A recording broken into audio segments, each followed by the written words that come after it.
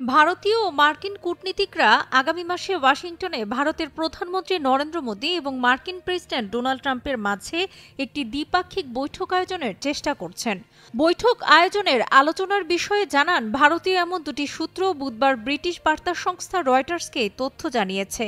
সূত্র বলেছে, চীনকে মোকাবেলা করার প্রচেষ্টায় যুক্তরাষ্ট্রের সঙ্গে বাণিজ্য সম্পর্ক বৃদ্ধি ও নিজ নাগরিকদের সহজে দক্ষ কর্মী ভিসা প্রাপ্তিতে আগ্রহী মার্কিন কৌশলগত অংশীদার ভারত। দুই দেশের সরকার প্রধান বৈঠকে মিলিত হলে তাদের এজেন্ডায় এই দুটো বিষয় থাকবে। হোয়াইট হাউসে ট্রাম্পের প্রত্যাবর্তনে ভারতের ওপর মার্কিন শুল্ক আরোপের বিষয়ে নয়াদিল্লির কর্মকর্তাদের মাঝে উদ্বেগ বৃদ্ধি পেয়েছে। মার্কিন পণ্যের ওপর উচ্চ শুল্ক রয়েছে এমন দেশগুলোর তালিকায় ভারতের নাম যুক্ত করেছে যুক্তরাষ্ট্র। ডোনাল্ড ট্রাম্প গত সোমবার প্রেসিডেন্টের শপথ নেয়ার পর সেসব দেশের বিরুদ্ধে পাল্টা উচ্চ শুল্ক চাপিয়ে দেওয়ার ইঙ্গিত দিয়েছেন। তবে একাধিক সূত্র বলেছে, ট্রাম্পের প্রত্যাবর্তনে ওয়াশিংটনকে কিছু ছাড় দিতে ইচ্ছুক নয়াদিল্লি, যদিও আনুষ্ঠানিকভাবে মার্কিন যুক্তরাষ্ট্রের পাল্টা শুল্ক আরোপের কোনো পরিকল্পনার বিষয়ে এখন পর্যন্ত ভারতকে জানানো হয়নি।